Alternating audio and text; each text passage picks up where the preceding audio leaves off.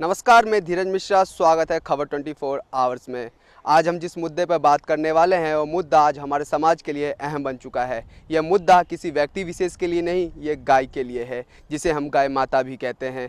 आज हम जानेंगे गाय के बारे में आध्यात्मिक तौर पर क्या जानकारी मिलती है। पेश ये रिपोर्ट।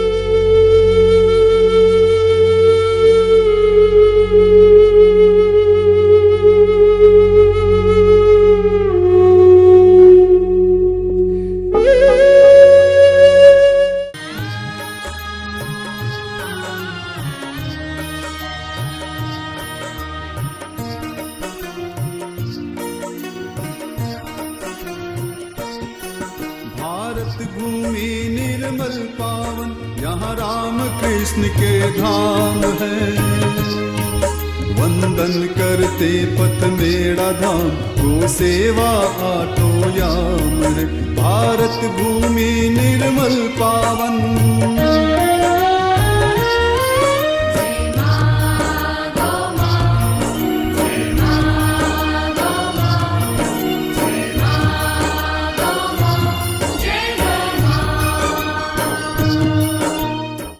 हम इस वक्त श्याम जी मंदिर में पहुंच चुके हैं और हमारे साथ पंडित जी हैं। पंडित जी से जानते हैं आध्यात्मिक तौर की जानकारी गाय के बारे में और गाय माता के बारे में। ये हमें बताएंगे हमारे दर्शकों को। पंडित जी, सबसे पहले मेरा सवाल ये है कि गाय माता, जिसे हम प्राचीन समय से जानते हैं, कुछ हमारे दर्शकों को उसी से संबंधित बताइए। गौ है वो हमारी माता है।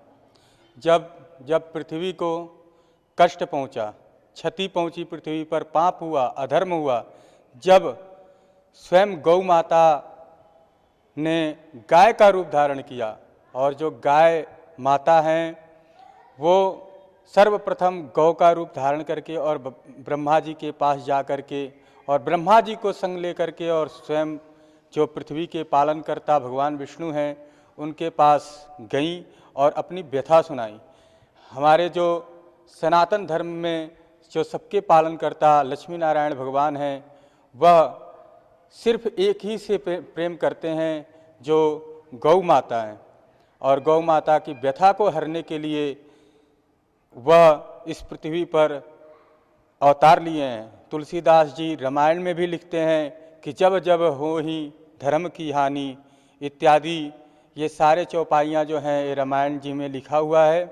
और इसलिए ये हमारी जो माता मानी गई हैं और इनके अंदर जो है सारे देवी देवताएं स्थापित हैं, विराजमान हैं। अगर हमने गौ माता के अगर पूंछ से भी अपने सर पे स्पर्श भी हो गए तो हमारे जन्मांतर के जितने भी पाप हैं वह धुल जाते हैं, साफ हो जाते हैं। हमारी जो गौ माता हैं बहुत परोपकारी और दर्शनीय हैं, इनका दर्शन अवश्य करना चाहिए।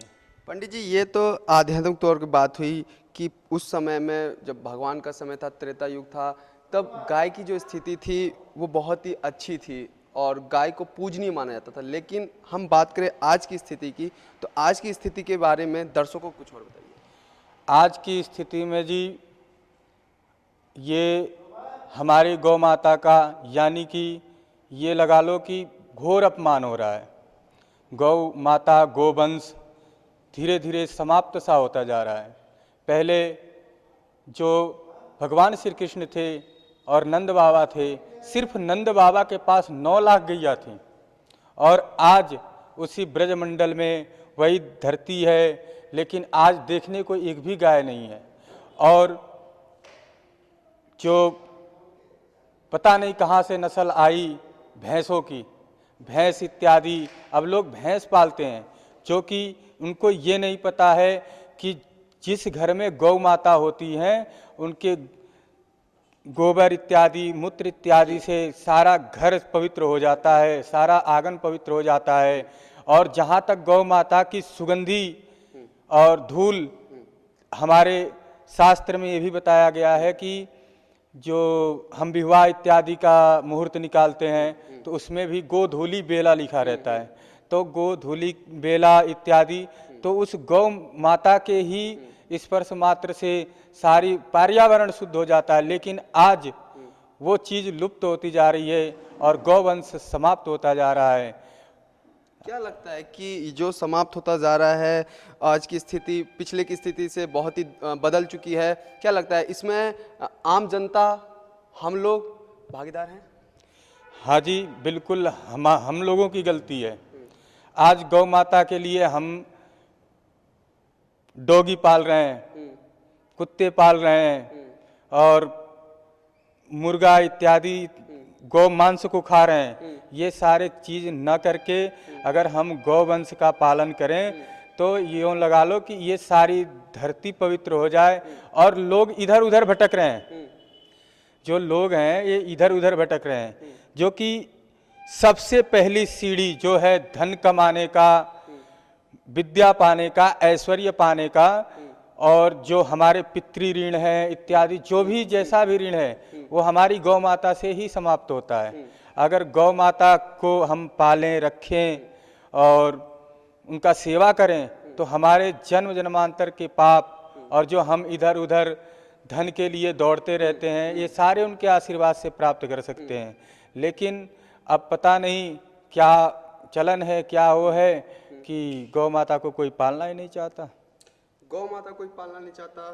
आज के समाज में तस्करियां भी बहुत होती हैं और देखने को आता है कि लोग ज़्यादा भैंस पालना पसंद करते हैं। किसानों की बात करें हम तो लोग ज़्यादा भैंस पालना पसंद करते हैं क्योंकि उसमें दूध की जो मात्रा होती है, फैट कुछ ज़्यादा होती है। हाँ जी। गाय में कम होती है, इसलिए भी लोग कम पसंद करते हैं। अगर हम बात करें किसानों की, अगर हम गए थे गांव में तो वहाँ पे भैंस ज़्यादा दिख रही थी, हमें गाय नहीं दिख रही थी। तो क्या लगता है यही कारण है कि गाय की जो मात्रा है, गाय की जो संख्या है वो धीरे धीरे इसी तरह कम होती जाएगी? हाँ जी, ये तो उनकी अपनी सोच है। लेकिन जो गाय का दूध होता है ना, इसमें सारे सर्व औषधि होता है। जो गाय का दूध और भैंस का दूध इसलिए ये लोग मोटा है और इसमें घी मलाई इत्यादि आजकल तस्करी हो रही है बेचने के लिए। लेकिन अगर आपको स्वस्थ रहना है, अपने शरीर को स्वस्थ रखना है तो गाय का दूध, जो कि डॉक्टर भी देखो आपको बताते हैं कि ये दवाई गाय के दूध से लेना, तो वो इसमें ज़्यादा फैट होता है। और जो गाय का दूध होता है ना, अगर एक पाव शाम को आप सोते समय ले तो आपको शरीर के लिए बहुत लाभदायक होता है। और आगे ये थे हमारे साथ पंडित जी जो बता रहे थे गाय के वजूद के बारे में कि प्राचीन समय में क्या वजूद था और आज के समय में क्या वजूद है। अगर आज के समय में अगर गाय को कोई सेवा करता है, गाय को पालता है तो जो भी दुख होता है वो सुख में बदल जाता है, किसी तरह की परेशानी उसके समक्ष नहीं आती।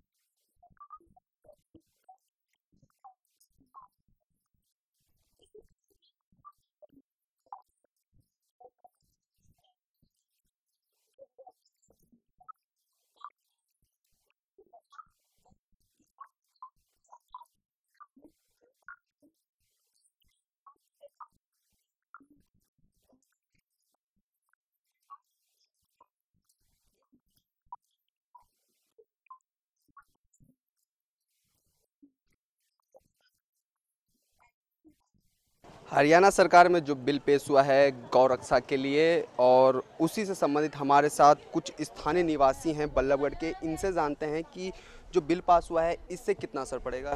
सर, आपका नाम? पंडित कृष्ण दयाल। सर, ये जो बिल पास हुआ है सरकार में, इसे क्या लगता है कि जो गाँव की जो तस्करी होती है और गाँव की जो संख्या है दिन पर दिन कम हो रही है, उससे क्या लगता है कि इस बिल से संख्या में बढ़ोतरी होगी? हाँ, बढ़ोतरी होगी, काफ़ी फर्क पड़ेगा। कैसे पड़ेगा, आप कुछ हमें बताइए हमारे दर्शकों को। ऐसा है, जब गौ तस्करी बंद हो जाएगी तो गौओं पे असर तो काफ़ी पड़ेगा कि भाई बढ़ोतरी होगी, और बढ़ोतरी होगी तो अपना गौ माता की सब सेवाई करते हैं, तो इसलिए गौ माता की सेवा करते हैं, लेकिन अक्सर देखा जाता है लोग ज़्यादा पसंद भैंस करते हैं, भैंस पालना गाय के बजाय। नहीं, ऐसा क्यों? गाय भी संख्या ही कम होती चली गई। अब विदेशी आ रही हैं, वो भैंस से भी बुरी हैं।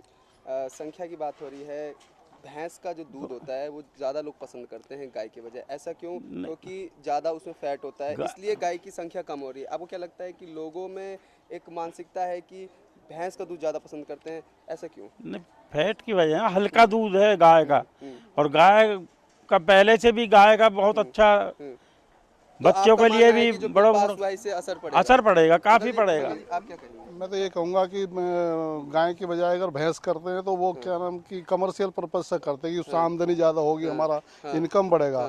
वो अपनी सेहत या समाज की सेहत या उसको देख करके नहीं कर रहे हैं, उनको सबको पैसा चाहिए, तो इसलिए वो पसंद करते हैं उसको। गाय 2 किलो दूध देती है, वो बोले ये 12 किलो देती है।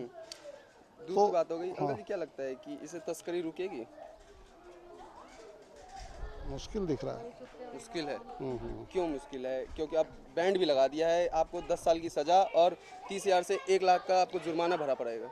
क्या लगता ये है? लोगों में जब तक जागृति नहीं आएगी थोड़ा सा, तब तक ये नहीं होगा। सरकार के करने से कुछ नहीं होगा जब तक लोगों में जागृति नहीं आएगी कि ये गलत है। जी, गलत है। इससे पहले महाराष्ट्र में था ये कानून, दूसरा राज्य बन चुका है हरियाणा। हाँ हाँ, अब बैंड लग चुका है कि अब मांस खाना, मांस बेचना बैंड लगेगा। क्या इससे इतना भी फिर लोगों में डर? नहीं, फर्क तो पड़ेगा, ऐसे तो नहीं है, फर्क तो पड़ेगा। पड़ेगा, बिल्कुल पड़ेगा, बिल्कुल। जी, आपको क्या लगता है? जिससे फर्क तो पड़ना चाहिए, तस्करी में रोक होनी चाहिए। जो गौ हत्या होती है, लोग उसकी खाल बेचने के लिए भी करते ही हैं, तो इसमें जो सरकार ने ये एक्ट पास किया है, बिल पास किया है, इससे फ़र्क पड़ना चाहिए। लोग भैंस इसलिए पालते हैं ज़्यादा कि उनको ये लगता है कि भैंस का दूध थोड़ा गाढ़ा होता है, उससे मलाई होती है थोड़ा अपने, लेकिन भैंस से ज़्यादा गाय का दूध हमारे शरीर के लिए, स्वास्थ्य के लिए बढ़िया होता है। लेकिन फिर भी लोग ज़्यादा पसंद भैंस करते हैं गाय के बजाय। वो इसलिए कि भी थोड़ा घर में घी निकल जाता है, इससे उनको ये लगता है दूध गाढ़ा होता है। लेकिन गाय का दूध तो पवित्र होता है, प्राचीन जी। समय से हम देखते हैं कि इससे लोगों को भी अपनी सोच बदलनी पड़ेगी, साथ साथ सोच बदलनी सोच पड़ेगी। बदलनी पड़ेगी। ठीक है। अंकल जी, हाँ जी। बिल पास हुआ है, कौन सा? हरियाणा सरकार ने एक बिल पास किया है कि उस बिल के तहत अगर गौ हत्या कोई करता है तो हाँ, उसको 10 साल की, वो तो न्यूज़पेपर में आ चुका है। आ चुका है। उसी से संबंधित है मेरा सवाल है कि इससे क्या लगता है कि गौ तस्करी रुकेगी? इससे भी नहीं रुकनी, जब तक हमें सोच आदमी की नहीं बदले जब तक नहीं रुकेगी। कानून चाहे कितने बना दो, ऑलरेडी पहले बचेरे कानून बने हुए, परंतु वो हो नहीं रहा ना, फिर भी रोक नहीं लग रही जो भी। सोच बदलनी होगी। हाँ, जब तक सोच नहीं बचे बनेगी, जब तक मतलब कुछ नहीं होना। जब तक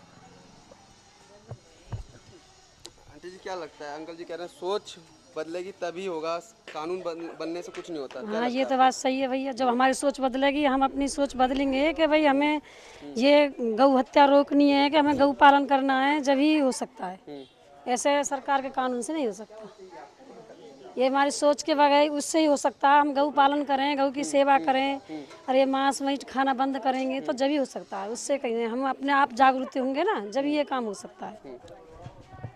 आंटी जी, सोच बदले, मीट मांस खाना बंद करे, हाँ तभी जी। गाय की जो संरक्षण है वो हो पाएगी। हो पाएगी। हाँ जी, जो ये गौ हत्या हो रही है, इसे हर कोई भी अपना ये मीट मांस खाना, बुरे काम करना, ये बुरे ही सब ये सोचे तो दुनिया आगे बढ़ेगी और समाज भी आगे बढ़ेगा, और सब हर समाज में अच्छाई होगी हर की।